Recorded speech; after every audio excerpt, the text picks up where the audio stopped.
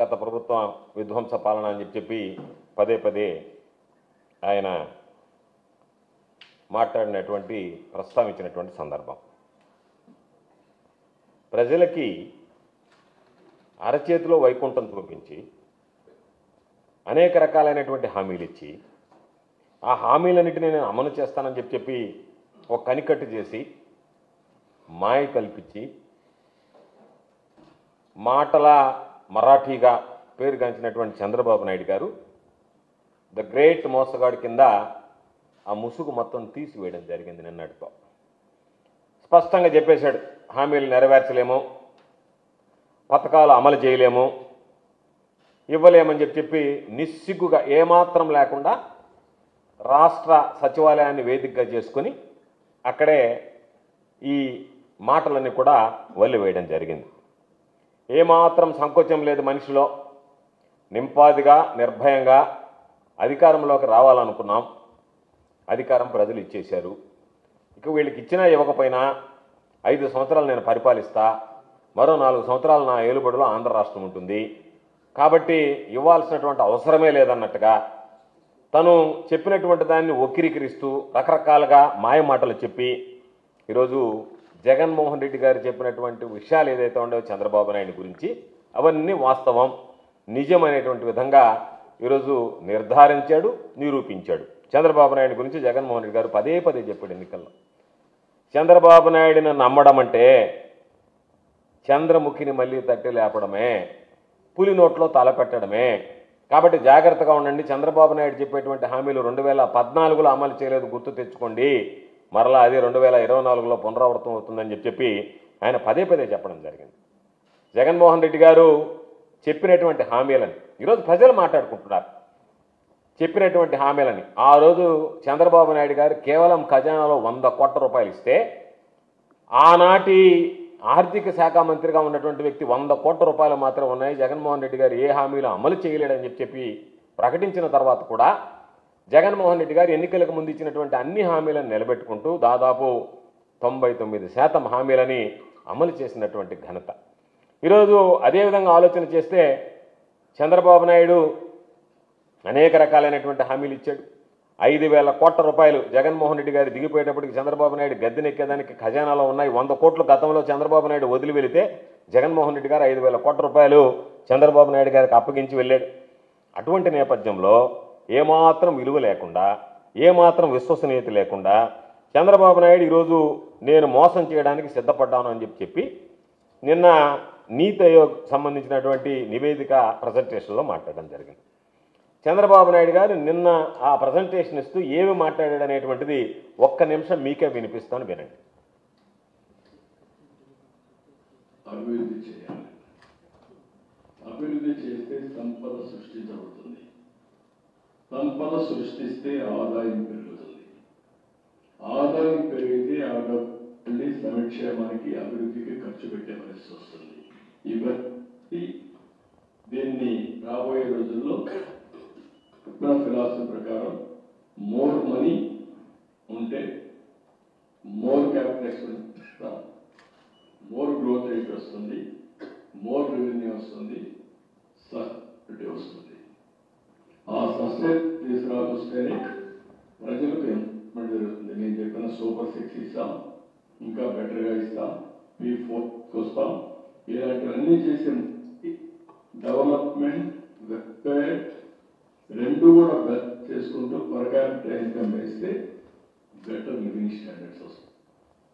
అది చంద్రబాబు నాయుడు గారు నిన్న చెప్పినటువంటి నీతి ఆయోగ్ నివేదిక మీద ప్రజెంటేషన్. ఏం చెప్పాడు? అభివృద్ధి చేస్తే సంపద సృష్టించబడుతుంది, సంపద సృష్టిస్తే ఆదాయం పెరుగుతుంది, ఆదాయం పెరిగితే ఆ వచ్చినటువంటి డబ్బులు మరలా సంక్షేమానికి అభివృద్ధికి ఖర్చు పెట్టచ్చు. ఇవన్నీ రాబోయే రోజులు ఆయన ఫిలాసఫీ ప్రకారం more money and more capital expenditure పెడతాం, మోర్ గ్రోత్ రేట్ వస్తుంది, మోర్ రెవెన్యూ వస్తుంది, సస్టైనబిలిటీ వస్తుంది. ఆ సస్టైనబుల్ వస్తే ఎంపవర్మెంట్ జరుగుతుంది. ఇవన్నీ కానీ జరిగితే ఏం చెప్పినట్టుగా గ్రోత్ పెరగాల, సంపదను సృష్టించాలా, ఆ సృష్టించినటువంటి సంపద ద్వారా ఆదాయం పెరగాల, పెరిగినటువంటి ఆదాయం వస్తే అభివృద్ధి సంక్షేమానికి ఇబ్బంది లేకుండా ఉంటుంది. కాబట్టి చెప్పకనే అవి పెరిగిందాకా ఆ స్థాయికి చేరిందాకా ఏమీ చేయలేమనేటువంటిది చేతులు ఎత్తేసినటువంటి పరిస్థితి నిన్న చంద్రబాబు నాయుడు గారు ప్రధానంగా ఆయన ఇచ్చినటువంటి ఉపన్యాసంలో చూశాం. ప్రభుత్వం ఏర్పడి దాదాపుగా 9 నెలలైంది. 9 నెలల్లో దాదాపుగా 1,19,000 కోట్ల రూపాయల అప్పు తీసుకురావడం జరిగింది.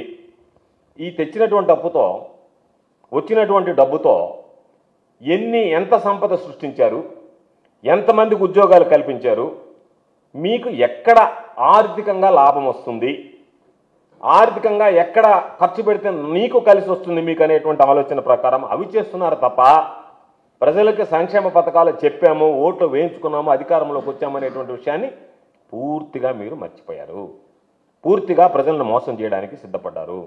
ఒక్కరంటే ఒక్కరికి ఉద్యోగం ఇవ్వలేదు కదా, ఉన్న ఉద్యోగాలు అనేక రకాలైనటువంటి ఉద్యోగాలు, సచివాలయాలు, గ్రామ వార్డు సచివాలయాలకు సంబంధించినటువంటి రేషనలైజేషన్ పేరుతో ఆ పోస్టులని కుదించేటువంటి కార్యక్రమం చేశారు. వాలంటీర్లను తీసేశారు. ఆ తర్వాత వచ్చినటువంటి పాపం ఫీల్డ్ అసిస్టెంట్లు, ఉన్నటువంటి బెవరేజెస్ కార్పొరేషన్, ఫైబర్ నెట్లో ఉన్నటువంటి ఉద్యోగాలు, అనేక రకాలైనటువంటి ఉద్యోగాలు, మొత్తం దాదాపుగా లక్షల మంది ఉద్యోగాలను, వైద్య ఆరోగ్య శాఖలో ఉన్నటువంటి ఉద్యోగాలు, ఇవన్నీ లక్షల సంఖ్యలో ఉద్యోగాలను తొలగించారు తప్ప మీరు తెచ్చినటువంటి 1,19,000 కోట్ల రూపాయలతో ఒక్క కొత్త ఉద్యోగం కల్పించినటువంటి దాఖలాలు లేవు. అదేవిధంగా ఒకసారి చూస్తే జగన్మోహన్ రెడ్డి గారు విజన్తో, ముందు చూపుతో సముద్ర తీరం కింద ఆధారిత ఆర్థిక వ్యవస్థలకు శ్రీకారం చుట్టి ఎన్నడూ లేనటువంటి విధంగా 3 పెద్ద పోర్టులు, హార్బర్లు నిర్మించడం జరిగింది. జగన్మోహన్ రెడ్డి గారు నిర్మించినటువంటి హార్బర్లని, పోర్టుల్ని చౌకబేరంగా మీ వాళ్ళకి తెగనమ్ముకోవాలనేటువంటి ఆలోచన చేయడం తప్ప అటువంటి సముద్ర తీరంలో ఏ విధంగా ఆర్థికంగా ఆయన అభివృద్ధి చేశాడో మనం ఏ విధంగా ఒక అడుగు ముందు వేయాలనేటువంటి ఆలోచన చంద్రబాబు నాయుడు లాంటి ఆర్థిక ఉద్దండులను తనకు తానుగా ప్రకటించుకున్నటువంటి వ్యక్తికి రాకపోవడం దురదృష్టకరం. అదేవిధంగా ఆరోగ్య రంగాన్ని చూస్తే విప్లవాత్మకమైనటువంటి మార్పులు వచ్చాయి. దాదాపుగా 17 మెడికల్ కాలేజీలు వచ్చాయి. కొన్ని మెడికల్ కాలేజీలు పూర్తయ్యాయి, కొన్ని మెడికల్ కాలేజీలు శరవేగంతో పూర్తవుతున్నాయి. ఇటువంటి పరిస్థితుల్లో ఆ మెడికల్ కాలేజీని అన్నింటినీ కూడా తెగనమ్మి తన వారికి అప్పచెప్పాలనేటువంటి ప్రయత్నం చేస్తున్నటువంటి మాట వాస్తవమా కాదా? కాబట్టి సంపద ఎక్కడ సృష్టిస్తున్నారు? నీకు అనుకూలమైనటువంటి వాళ్ళకి సంపద సృష్టించే పనిలో ఉన్నావు తప్ప రాష్ట్ర ప్రజానీకానికి సంపద సృష్టించాలనేటువంటి ఆలోచన ఏ రోజు లేదు. ఈరోజు ఏదన్నా ఉంటే మీకున్నటువంటి మీ నాయకులు, చంద్రబాబు నాయుడు మనుషులు, వాళ్ళు సంపద సృష్టించుకుంటున్నారు. ఇసుక, మట్టి, గ్రావెల్, బూడిద, మద్యం, అనేక రకాలైనటువంటి కుంభకోణాల్లో ఈరోజు వాళ్ళ ఎమ్మెల్యేలకు ఎంతో కొంత సంపద సృష్టిస్తుంది. దాని ద్వారా ప్రతి ఒక్కరు ఈరోజు నియోజకవర్గంలో ఏ కార్యక్రమం జరగాలన్నా ఆ ఎమ్మెల్యే చెయ్యి తడపందే పని జరిగేటువంటి పరిస్థితులు లేవు. తెలుగుదేశం పార్టీ నాయకులు చెయ్యి తడిపితే తప్ప ఏ ఒక్క చిన్న పని కూడా, చివరికి చిన్న లేఅవుట్ అప్రూవల్ తీసుకోవాలన్నా సరే మీ వాళ్ళు చెయ్యి తడపాల్సిందే. కాబట్టి అది ఏదన్నా బిల్డింగ్ ప్లాన్ తెచ్చుకోవాలన్నా సరే ఎమ్మెల్యేలు చేతులు తడపాల్సినటువంటి దౌర్భాగ్యమైనటువంటి పరిస్థితి ఏర్పడింది. కాబట్టి సంపద సృష్టి అనేటువంటిది నీకు సంబంధించినటువంటి వ్యక్తులకి, నీకు సంబంధించినటువంటి మీ పార్టీ నాయకులకు జరుగుతుంది తప్ప పేదవాడికి, సామాన్యుడికి, మానవుడికి జరిగేటువంటి పరిస్థితి ఎక్కడా కనిపించేటువంటి పరిస్థితి లేదు. అది ఇది తప్పితే మీ పార్ట్నర్ ఉన్నాడు పవన్ కళ్యాణ్ గారు, ఆయనతో ఎవరన్నా 2-3 సినిమాలు తీశారు అనుకోండి, వాళ్ళకి 100 ఎకరాలు కట్టబెడుతున్నారు. పవన్ కళ్యాణ్తో మీకు ఏదన్నా ఒక 100 ఎకరాలో 200 ఎకరాలో రాష్ట్రంలో పొలం కావాలంటే పవన్ కళ్యాణ్తో ఒక సినిమాను 2 సినిమాలు తీసేస్తే వాళ్ళ ప్రియారిటీ, వాళ్ళకి సంబంధించినటువంటి వాళ్ళకి, సినిమాలు తీసినటువంటి వాళ్ళకి దాదాపుగా 100 ఎకరాలు. కాబట్టి సంపద సృష్టి అనేటువంటిది అలాంటి సంఘటనలో జరుగుతుంది తప్ప పేదవాడి గురించి, సంపద సృష్టిని గురించి ఆలోచన చేసేటువంటి పరిస్థితి లేదు. కాబట్టి చంద్రబాబు నాయుడు సంపద సృష్టి అనేటువంటిది బోటకం, ఆయన చెప్పేవన్నీ ఒట్టి మాటలు. కాబట్టి తను ఇచ్చినటువంటి వాగ్దానాలను నెరవేర్చలేను అని చెప్పలేక నేను అది చేస్తాను, ఇప్పటికి కూడా నేను అది చేస్తాను, ఇది చేస్తాను అని చెప్పి ఏదో అరచేతిలో వైకుంఠం చూపించాలనేటువంటి తపన తాపత్రయం కనపడుతుంది. కాబట్టి ఏదో ఒక విధంగా స్లో పాయిజన్ లాగా జనాలకి అది ఎక్కిస్తున్నాడు, నేను ఇవ్వలేను, ఈ ప్రభుత్వం ఆర్థికంగా ఇబ్బందుల్లో ఉంది కాబట్టి ఇవ్వలేకపోతున్నాం అనేటువంటిది ఎక్కించాలనేటువంటి ధ్యేయంతో పనిచేయడం తప్ప ఇది మరొకటి కాదనేటువంటిది స్పష్టమైపోయింది. ఎందుకు చెప్పావు? నువ్వు సూపర్ 6 అన్నావు, సూపర్ 7 అన్నావు. ఇప్పుడు అవి ఇవ్వడానికి నీకు మనసు రాదు. వాగ్దానాలు ఇచ్చేటప్పుడు ఎంత ధారాళంగా ఇస్తాడో అవి ఇచ్చేటప్పటికి చంద్రబాబు నాయుడికి జీవితంలో మనసు రాదు. పాపం చంద్రబాబు నాయుడు ప్రజలకు ఇవ్వాలంటే తన జోబులో డబ్బులు ఇచ్చినట్టుగా బాధపడుతున్నాడు, ప్రజల డబ్బు మాత్రం అప్పనంగా జోబులు వేసుకోవడానికి సిద్ధపడతాడు తప్ప ఎక్కడా కూడా చంద్రబాబు నాయుడు. కాబట్టి నువ్వు చెప్పినటువంటి మాటలు, ఈరోజు నువ్వు ముగించినటువంటి విధానం, నువ్వు చెప్తున్నటువంటి సాకులు చూస్తే నీ అసమర్థ పాలన, ఇన్ని లక్షల కోట్ల అప్పులు ఉన్నాయి అయినా కూడా నేను నెరవేరుస్తానని చెప్పి అధికారంలోకి వచ్చి ఈరోజు నువ్వు ఇవ్వలేకుండా రకరకాల కారణాలు చూపిస్తున్నావనంటే అసలు నీకు ఈ రాష్ట్రం మీద పరిపాలన మీద అసలు పట్టుందా, అవగాహన ఉందా అనేటువంటి అనుమానం కలుగుతుంది. కాబట్టి నీ అసమర్థతని ఈరోజు నీకు ఇవ్వడానికి మనసు రాకపోవడం, నీ చేతగానితనం, నీ అసమర్థత ఇవన్నీ కూడా జగన్మోహన్ రెడ్డి గారి మీద నెట్టివేయడానికి గత ప్రభుత్వం అని చెప్పి ఏదో ఒక విధంగా తప్పించుకునేటువంటి ప్రయత్నం చేస్తున్నావు తప్ప ప్రజలకు ఇవ్వాలనేటువంటి కమిట్మెంట్ నీలో లేదు అనేటువంటిది ఈరోజు ప్రజలందరూ కూడా అర్థమైనటువంటి పరిస్థితి. కాబట్టి జగన్మోహన్ రెడ్డి గారి మీద మీరు ఎన్ని కుట్రలు చేసినా రాష్ట్ర ఆర్థిక పరిస్థితి ఏ విధంగా ఉండింది, కరోనా కష్టకాలాన్ని అధిగమించి అని కూడా చంద్రబాబు నాయుడు గారి సమక్షంలోనే అనేక సందర్భాల్లో మీకు సంబంధించినటువంటి శాసనసభ్యుల సమక్షంలోనే అసెంబ్లీ వేదికగా ప్రజెంటేషన్ ఇచ్చారు. తర్వాత ఈ మధ్య కాలంలో కూడా జగన్మోహన్ రెడ్డి గారు ఏ విధంగా దానికి సంబంధించినటువంటివి ఈ రాష్ట్ర ఆర్థిక పరిస్థితి గతంలో ఏ విధంగా ఉండేది, ఆయన ముఖ్యమంత్రిగా ఏ విధంగా ఉండేది అనేటువంటిది కూడా మీడియా సమావేశంలో చెప్పడం జరిగింది. కాబట్టి దీంట్లో రకరకాలుగా ఉంటే ఆ నీతి ఆయోగ్ నివేదిక ఒకటి తీసుకొచ్చి దానికి సంబంధించి ఆ నీతి ఆయోగ్ పేరుతో చంద్రబాబు విడుదల చేసినటువంటి ఆ నివేదిక చూస్తే నిజంగా ఆశ్చర్యం వేసేటువంటి పరిస్థితి. సాధారణంగా ఏంది, ఒక ఏడాదిని ఒక ఏడాదితో పోల్చి ఒక 10 సంవత్సరాల పీరియడ్ తీసుకుంటాం, లేదా ఒక 5 సంవత్సరాల పీరియడ్ తీసుకుంటాం, లేదా ఒక 2 దశాబ్దాల పీరియడ్ తీసుకుంటాం. లేదు అనుకుంటే గతంలో 5 సంవత్సరాల్లో ఉన్నటువంటి నీ పరిపాలన ఏ విధంగా ఉన్నది, జగన్మోహన్ రెడ్డి గారు వచ్చిన తర్వాత 5 సంవత్సరాల పరిపాలన ఏ విధంగా ఉందనేటువంటి తీసుకుంటాం తప్ప వాటన్నిటిని పక్కన పెట్టి నీకు కన్వీనియంట్గా ఉండేటువంటి సంవత్సరం తీసుకుని దాని ప్రకారం రకరకాలుగా ఇయర్ బై ఇయర్ అనేది లేకుండా ఏదో ఒక విధంగా సహజానికి ఏ విధంగా అయితే మనం సహజంగా బేరీజ్ వేస్తామో, కంపేర్ చేస్తామో వాటికి భిన్నంగా చేశాడు. దాంట్లో ఏం చేశాడు, ఆయన దిగిపోయినటువంటి 2018-19కి సంబంధించి ఆయన ఒక ఆర్థిక సంవత్సరంలో తీసుకొని జగన్మోహన్ రెడ్డి గారు పరిపాలించినటువంటి 5 సంవత్సరాల్లో 2022-23 అన్నాడు. అంటే చంద్రబాబు నాయుడు దిగిపోయినటువంటి 2018-19, జగన్మోహన్ రెడ్డి గారు 2022-23 తీసుకుని వాటి రెండుని కన్వీనియంట్గా కంపేర్ చేసేస్తే సరిపోద్ది. ఎందుకంటే 2022-23లో తక్కువ ఉంది కాబట్టి దానికి సంబంధించి తీసుకున్నాడు. సరే, దాన్ని కూడా రెడీగా అనుకుందాం.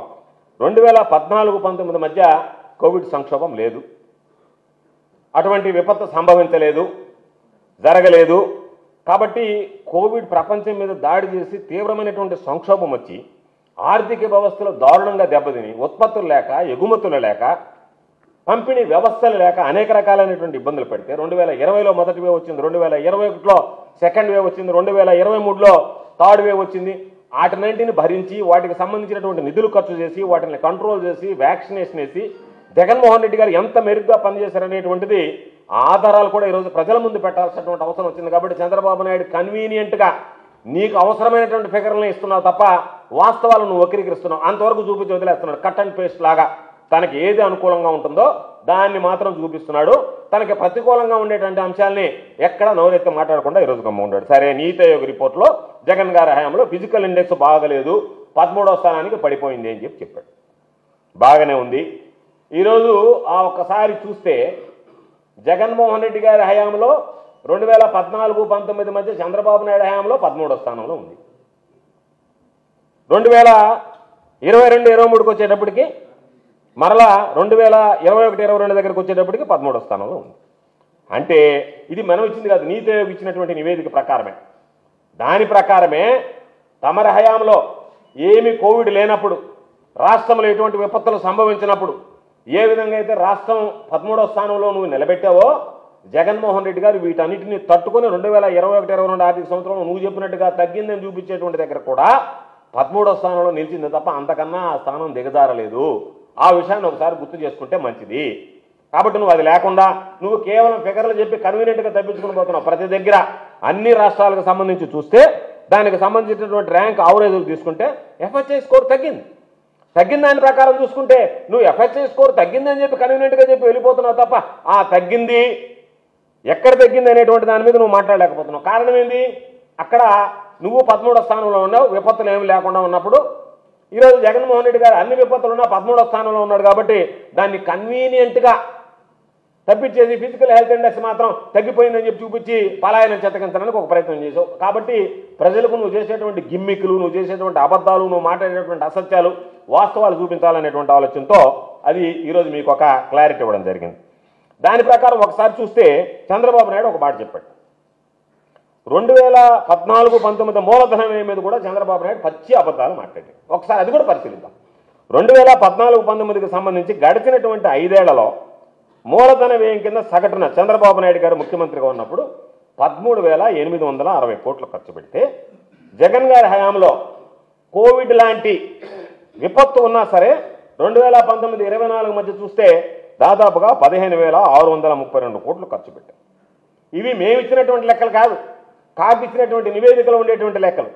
కాబట్టి ఇప్పుడు చెప్పాల్సింది, నీ హయాంలో ఏ విపత్తు లేకపోయినా క్యాపిటల్ ఎక్స్పెండిచర్ కింద 13,860 కోట్లు ఖర్చు పెడితే 2019-24లో ఈ విపత్తులన్నింటినీ అధిగమించి 15,632 కోట్ల రూపాయలు ఈరోజు సగటున ఖర్చు పెట్టినటువంటి జగన్మోహన్ రెడ్డి గారి ప్రభుత్వం ఆర్థికంగా అరాచకంగా పాలన చేసిందా? నువ్వున్నప్పుడు ఆర్థికంగా అరాచకమైనటువంటి పాలన రాష్ట్రంలో జరిగిందా? దానికి సమాధానం చెప్పాల్సినటువంటి అవసరం. దాని గురించి మాట్లాడు. ఓన్లీ ఫిగర్లు చెప్పి వదిలేస్తాడు. ఆ చివరిలో 2022-23 వచ్చేటప్పటికి 7,244 కోట్లు అని చెప్పి గమ్ముగా వదిలేస్తున్నాడు తప్ప నీ యావరేజ్ ఎంత? నువ్వు 2014-19 మధ్య నువ్వు ఉన్నప్పుడు క్యాపిటల్ ఎక్స్పెండిచర్ ఎంత? జగన్మోహన్ రెడ్డి గారు వచ్చిన తర్వాత 2019-2024 మధ్య క్యాపిటల్ ఎక్స్పెండిచర్ ఎంత? దీని ఆవేదన గురించి నేను ఇచ్చినటువంటి లెక్కలు కాదు, నీ దగ్గర ఉన్నటువంటివే కాకి నివేదికలు ఇచ్చినే. కాబట్టి అది చూపిస్తే ప్రజలకు అర్థమవుతుంది తప్ప నా హయాంలో ఇంత ఖర్చు పెట్టే క్యాపిటల్ ఎక్స్పెండిచర్కి జగన్మోహన్ రెడ్డి గారు అది మనసు రాలే. అందుకని లాస్ట్లో ఉండే కన్వీనియంట్ ఫిగర్ 7,244 కోట్లు తీసుకొని 2022-23లో తక్కువ ఖర్చు పెట్టారు. అంటే నీకు ఏ ఫిగర్స్ కన్వీనియంట్గా ఉంటాయో వాటిని ఏరుకొని అవి చెప్తావా?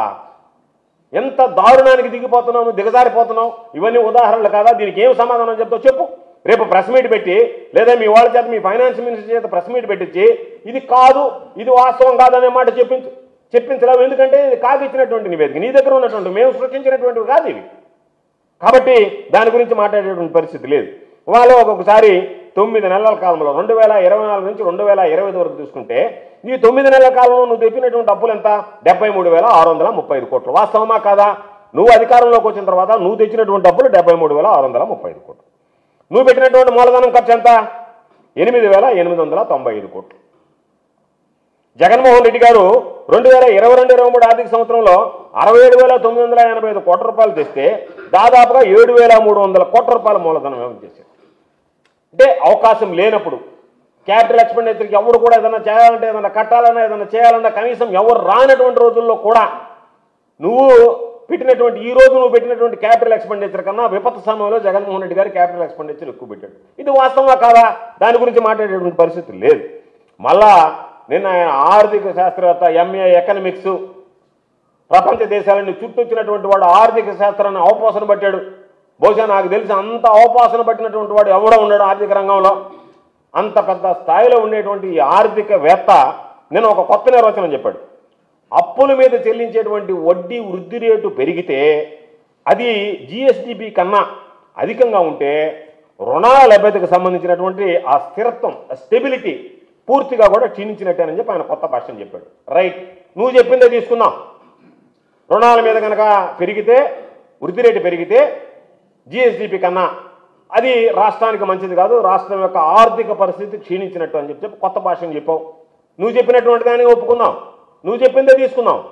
నువ్వు చెప్పిందే అది కొత్త భాష్యం చెప్పావు, నువ్వు కరెక్టే. కానీ నువ్వు చెప్పినటువంటి దాన్ని పరిశీలిస్తే ఒక్కసారి వాస్తవం చూస్తే 2013-14లో రాష్ట్రం విభజించినప్పుడు 4,64,272 కోట్ల రూపాయలు ఉంది జిఎస్టీ. ఆ తర్వాత వడ్డీ చెల్లింపులు 7,488 కోట్ల రూపాయలు వడ్డీ చెల్లింపులు ఉన్నాయి దాని మీద, ఇంట్రెస్ట్ పేమెంట్.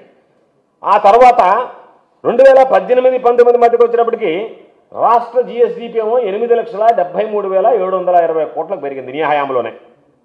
కానీ ఇంట్రెస్ట్ పేమెంట్ ఎంత పెరిగింది? 15,342 కోట్ల రూపాయలకి పెరిగింది. దాని ప్రకారం కాపు ఇచ్చినటువంటి రిపోర్ట్ ప్రకారం ఇంట్రెస్ట్ రేషియో 15.42% పెరిగితే నీ జిఎస్డిపి నీ హయాంలో 13.48% పెరిగింది. అంటే నువ్వు చెప్పినటువంటి వడ్డీ వృద్ధి రేటు పెరిగితే జిఎస్డిపి కన్నా అది రాష్ట్రంలో మంచి పరిపాలన కాదని చెప్పినటువంటి నీ నోటితోనే నీ హయాంలో నువ్వు గద్దెనెక్కి నువ్వు గద్దె దిగేటప్పటికీ జిఎస్టీ దానికి సంబంధించినటువంటి ఇంట్రెస్ట్ పర్సంటేజ్ పెరిగింది, జిఎస్డిపి గ్రోత్ తగ్గింది. దీనికి ఏమి సమాధానం చెప్తావు? ఇది అరాచక పాలన అది ఒప్పుకుంటావా? 2014 ముందు నేను చెప్పినటువంటి విధంగానే గతంలో నేను పరిపాలించినటువంటి 5 సంవత్సరాల్లో నేనే అరాచకమైనటువంటి పాలనకు శ్రీకారం చుట్టా అరాచకమైనటువంటి పాలన రాష్ట్రంలో జరిగింది. కాబట్టి దానికి నేను బాధ్యుడిని అని చెప్పేటువంటి మాట నీ నోటికుండా రాకుండా నువ్వు కొత్త అని చెప్పడం, అవి తీరా చూస్తే నీకు అన్వయించుకునేటప్పటికీ నువ్వు తప్పించుకుని పారిపోయేటువంటి పరిస్థితి. ఈ ఫిగర్ కాగ్ ఇచ్చినటువంటి ఫిగర్. దీని ప్రకారం నువ్వు చెప్పిందే వాస్తవం అయితే ఆ చెప్పిన దాంట్లో నీ తప్పు ఉందా లేదా? నువ్వు చేసినటువంటిది తప్పు కాదా? అది అరాచకమైనటువంటి పాలన నువ్వు ఒప్పుకుంటున్నావా? దానికి సమాధానం చెప్పాలి. నిరంతరం లేస్తే అబద్ధాలు చెప్పడం, ప్రజల్ని ఏదో ఒక విధంగా తను ఏదో పెద్ద అలివి కాని ఆర్థిక శాస్త్రవేత్త అన్నట్టుగా రకరకాలైనటువంటి మాటలు మాట్లాడి ఏదో ఒక విధంగా దీంట్లో నుంచి తప్పించుకొని పారిపోవాలనేటువంటి ఒక దుర్మార్గమైనటువంటి ఆలోచన, డ్రామాలు, గిమ్మిక్లు రోజు చూసేవే, కొత్తవేం కాదు ప్రతిరోజు. కాబట్టి 9 నెలలు గడిచినా రకరకాలైనటువంటివి చెప్తున్నావు, కానీ ఒక్కటి కూడా ఆధారం చూపించలేకపోతే నువ్వు చూపించే ఆధారాలన్నీ కూడా తీరా పరికించి చూస్తే ఏ విధంగా ఉన్నాయి వాటి పరిస్థితి అంటే అవి నీకే, నువ్వు చెప్పినటువంటివి నీకే తగిలే విధంగా ఉన్నాయి తప్ప మరొకరి తగలదు. ఎందుకంటే అరాచకమైనటువంటి పాలన కాబట్టి. నువ్వు మాట్లాడినటువంటి మాటలు ఒకసారి నీకే చూపిస్తా, నువ్వే చూద్దువు. కానీ రాష్ట్రంలో నువ్వు చెప్పినటువంటి మాటలు దాదాపుగా 9 నెలలు గడిచిపోయింది, అనేక మాటలు చెప్పావు, ఒక్క ఆధారాన్ని చూపించగలిగావా? ఒక్క ఆధారం నువ్వు మాట్లాడేటువంటి మాటలో ఇది నిజమనేటువంటిది ఒక్కడైనా రుజువు చేసేటువంటి పరిస్థితి ఉందా? నువ్వు చెప్పినటువంటి అబద్ధాలని చెప్పడానికి నువ్వు చెప్పిన మాటలో ఉన్నటువంటి ఆధారాలు 2 చూపిస్తాను నేను. నువ్వు రాష్ట్రం శ్రీలంక అవుతుంది అని చెప్పి మాట్లాడావు 2022లో. నువ్వు చెప్పినటువంటి స్టేట్మెంట్ ఈనాడులో వచ్చినటువంటి కథనం, మరో శ్రీలంకగా రాష్ట్రం, రైట్, బాగానే ఉంది. దాని తర్వాత పవన్ కళ్యాణ్ గారు ఒక ట్వీట్ చేశాడు, శ్రీలంక పరిస్థితికి రాష్ట్రం కూతవేట దూరం. ఈనాడులో వచ్చినటువంటిదే, మీరు చెప్పినటువంటిదే. చంద్రబాబు నాయుడు శ్రీలంక అయిపోతున్నాడు, శ్రీలంక కావాలని కూతవేట దూరంలో ఉంది అని చెప్పి పవన్ కళ్యాణ్ గారు చెప్పాడు. ఈ 2 తర్వాత పాపం వాళ్ళ వదినమ్మ గారు పురంధరేశ్వరి గారు, ఆమె ఏకంగా 12,50,000 కోట్ల రూపాయలు అప్పులున్నాయని చెప్పి ఆమె నేరుగా 12,50,000 కోట్ల రూపాయలు అప్పు ఉన్నట్టుగా దీనికి సంబంధించి కేంద్రానికి కూడా ఫిర్యాదు చేసింది. ఆమె 12,50,000 కోట్ల రూపాయలు అప్పులు తెచ్చేసింది రాష్ట్రం. కాబట్టి ఆమె కథనం, ఈనాడులో వచ్చినటువంటి కథనం, రాష్ట్ర అప్పులు 12,50,000 కోట్లు, ఆమె పురంధరేశ్వర గారు ఇచ్చినటువంటి స్టేట్మెంటు. ఆ తర్వాత మరలా ఈనాడు దినపత్రిక ఒక ఆయన తీసుకొచ్చారు, ఈయన ఎకనమిస్ట్ అంటే ఎప్పుడు నేను చూడలే, నాకు తెలిసినటువంటి నాలెడ్జ్లో ఇటువంటి ఎకనమిస్ట్ నేను ఎప్పుడు చూడలే. ఆయన్ని తీసుకొచ్చి ఆయనకు ఒక ఎకనమిస్ట్ అని బిల్ల తగిలించి ఆయన చేత ఏదో పాపం ఆంధ్రాకు అప్పులే శాపం అని చెప్పి రకరకాలుగా ఆయన ఏదో ఆంధ్ర రాష్ట్రాన్ని అవపోసన పట్టినట్టుగా చూపించి ఆయన 14 లక్షల కోట్లు అప్పు ఉందని ఆయన చేత చెప్పించారు మళ్ళీ. ఎందుకంటే నీకు క్రెడిబిలిటీ ఉండదు కాబట్టి నీకు తోడు ఇంకొకటి తెచ్చుకొని వాళ్ళ చేత 14 లక్షల కోట్లు ఉందని చెప్పి ఈనాడులో ఒకటి చేయించాం. ఇవన్నీ చేసిన తర్వాత తీరా చూస్తే ఇంత అప్పు ఉందని నువ్వు చెప్పావు కదా, ఇంత అప్పు ఉందని చెప్పినటువంటి వాడివి మరలా సూపర్ 6 ప్రకటించావు. ఈ 14 లక్షల కోట్లు ఉంది, అయినా ఇబ్బంది లేదు, నేను అన్నీ ఇస్తానని చెప్పి పదే చెప్పావు. దానికి సంబంధించినటువంటి దాంట్లో నువ్వు సూపర్ 6లో ఏమేమి ఇవ్వాలనేటువంటిది రాజమండ్రిలో మే 29, 2024 జరిగిన తర్వాత చెప్పావు. అధికారంలోకి వచ్చిన తర్వాత అప్పులు చూస్తే ఏమో నువ్వు చెప్పినటువంటి స్థాయిలో లేవు, దాని ఆధారాలు కూడా నేను చూపిస్తా. కానీ నువ్వు చెప్పినటువంటివి ఎగ్గొట్టావు. దాని అర్థమైంది నీ అసమర్థత కాదా?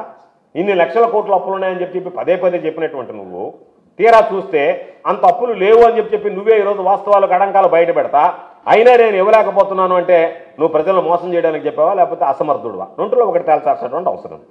ఆ తర్వాత ఆయన మోసం చేయడానికి రకరకాలనే చెప్పుకుంటాడు. ఈ మధ్య డబ్బులు లేవు, కొండల్లాగా అప్పులు పెరిగిపోయాయి, దానివల్ల ఇబ్బందులు పడుతున్నానని చెప్పాడు.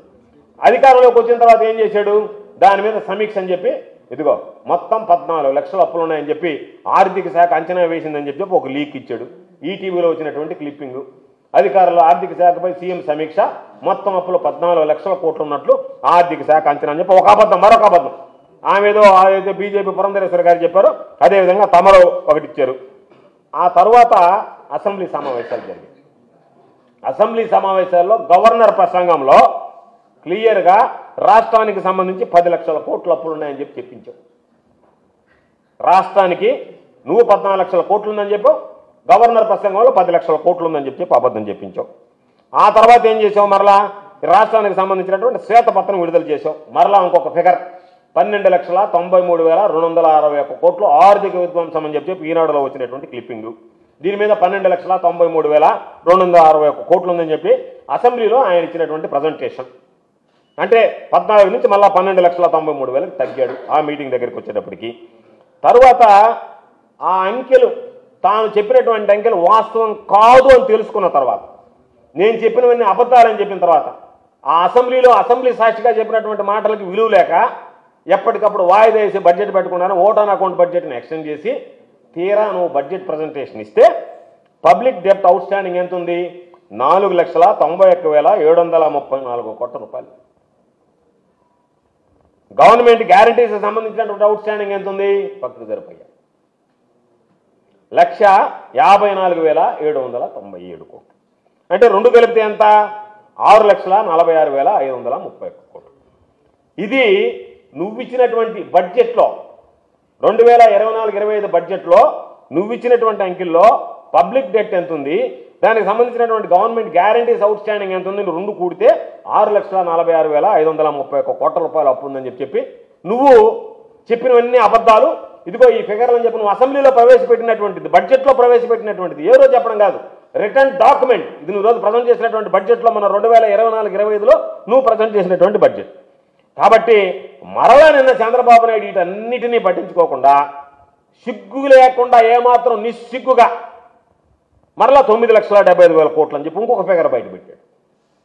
తగ్గతా వస్తున్నాడు. 14కి వచ్చాడు, 10కి వచ్చాడు, 12కి వచ్చాడు, మళ్ళా 6 లక్షల చిల్లర కోట్లు అని చెప్పి అసెంబ్లీలో చెప్పాడు. మరలా నిన్న 9,75,000 కోట్ల రూపాయలు అని చెప్పి చెప్పాడు. పోనీ చంద్రబాబు అప్పులు తీసుకురావడం లేదా? గతంలోనే అప్పులు జరిగాయంటే నీ పరిస్థితి ఏంది? ప్రతి మంగళవారం నువ్వు వెళ్ళడం, ఆర్బీఐ తలుపులు కొట్టడం, ఏ విధంగా ఎంత ఇస్తారో చూడండి, మేము ఏ విధంగా ఇస్తారు, ఎంత అప్పులు ఇస్తారని చెప్పి దాదాపుగా ఈ 9 నెలల కాలంలో అన్ని రకాలైనటువంటి అప్పులు కలిపితే, నువ్వు తీసుకొచ్చినటువంటి అప్పులు ఇతరత్ర అప్పులను కలిపితే 1,19,000 కోట్ల రూపాయలు అప్పు చేయాలి. ఇది వాస్తవా కాదా చెప్పు? కాబట్టి వీళ్ళు దేనికి ఖర్చు పెట్టారు? ఈ 1,19,000 కోట్ల రూపాయలు ఒక్క పథకం కూడా ఇవ్వలే. జగన్మోహన్ రెడ్డి గారు వచ్చిన రోజు నుంచి 5 సంవత్సరాల కాలంలో అన్ని సంక్షేమ పథకాలు అమలు చేశాడు. నువ్వేమన్నావు? వచ్చిన వెంటనే నేను అమలు చేస్తానన్నావు. అప్పులు మాత్రం అప్పులు కుప్పలు తీసుకొస్తున్నావు. 1,19,000 కోట్ల రూపాయలు దాదాపు అప్పులుంటే నీ అవసరాలకి నీ రాబడికి ఖర్చు పెట్టుకుంటున్నావు తప్ప, నీకు బినామీ పేర్లతో భూములు ఉండేటువంటి అక్కడ ఉన్నటువంటి రాజధాని నేను అభివృద్ధి చేయాలనేటువంటి ఆలోచన చేస్తున్నావు తప్ప, ప్రజలకు ఇచ్చినటువంటి మాట నిలబెట్టుకోవాలి, ప్రజలకు సంబంధించినటువంటి సంక్షేమ పథకాలు అమలు చేయాలనేటువంటి ఏమాత్రం ఆలోచన లేకుండా పోవడం ఇది దుర్మార్గం. ఇది నువ్వు ప్రజలని నేరుగా దారుణంగా మోసగించడం అనేటువంటిది ఈ సందర్భంగా చంద్రబాబు నాయుడు ఆత్మ పరిశీలన చేసుకోవాల్సినటువంటి అవసరం. తెలిసి చేసినటువంటి మోసం. ఇవ్వలేము, అయినా సరే అధికారంలోకి రావాలి అంటే చెప్పాల్సిందే, చెప్పి అధికారంలోకి వచ్చిన తర్వాత మోసం చేయాల్సిందే, ముగించాల్సిందే, 5 సంవత్సరాలు అనుభవించాల్సిందే మనం అధికారాన్ని. అంతే తప్ప ప్రజలు నువ్వు అధికారాన్ని అనుభవిస్తున్నావు, ప్రజలు నీకు ఓట్లు వేసి లేనిపోయినటువంటి బాధలు అనుభవిస్తున్నారు. అయ్యో ఎందుకు ఓటు వేశామా, ఇస్తాడని చెప్పి ఆశపడ్డామే, మన ఆశల మీద నీళ్లు చల్లాడని చెప్పి విపరీతంగా బాధపడేటువంటి పరిస్థితి ఈరోజు ప్రజలకి. కాబట్టి నీకు లాభం చేకూర్చేటువంటి వాళ్ళకు నువ్వు తెచ్చినటువంటి అప్పు వినియోగిస్తున్నావు, దాని ద్వారా నీ మనుషులకు మేలు చేకూర్చేటువంటి ప్రయత్నం చేస్తున్నావు తప్ప ఎక్కడ కూడా ప్రజల గురించి ఆలోచన చేసేటువంటి పరిస్థితి లేదు. వాస్తవం ఏంది? అప్పులు ఎవడన్నా తెచ్చుకోవాలంటే FRBM రెగ్యులేషన్స్ ప్రకారం తెస్తాం. FRBM చట్టాన్ని ఫాలో అవుతారు. ఏ ముఖ్యమంత్రి ఉన్నా ఏ ప్రభుత్వం ఉన్నా అదే ఫాలో అవుతుంది. ఆయన నువ్వు ఎక్కువ తెచ్చాడు, ఈయన ఎక్కువ తెచ్చాడు, ఆయన ఎక్కువ తెచ్చాడని చెప్పి ఎవడో నువ్వు ఒక ముఖ్యమంత్రి స్థాయిలో ఉండేటువంటి వ్యక్తి చాలా వేగ్గా అబద్ధాలు ఆడడంలో కూడా అసలు ఏమి జగన్మోహన్ రెడ్డి గారు చాలా తెచ్చేసాడంటే రాష్ట్రంలో అప్పులు తెచ్చుకోవడానికి చట్టాలు లేవా? FRBM ఉండే సంగతి నీకు తెలియదా? చదువుకున్నటువంటి పిల్లలకి, మామూలుగా చదువుకున్నటువంటి వ్యక్తులకి, ఈ సమాజంలో ఉండేటువంటి చదువుకున్నటువంటి వాళ్ళకి అప్పులు తెచ్చుకోవాలంటే ఏంది? ఉన్నటువంటి GSDP మీద 3 నుంచి 3.5% తెచ్చుకోవాలనేటువంటిది FRBMలో ఉండేటువంటి రెగ్యులేషన్. దాని నుంచి తెచ్చుకోలేదు. అటువంటిది గతంలో ఏదో ఆర్థిక విధ్వంసం జరిగిపోయింది, ఈయన గాడిలో పెడుతున్నానని చెప్పి ప్రజలకు ఇచ్చినటువంటి హామీలు ఎగ్గొట్టడానికి రోజుకొక కథనం వలత. కాబట్టి ఈ గిమ్మిక్కులు ఇప్పటికైనా మానేసి వద్దు, అబద్ధాలు చెప్పొద్దు.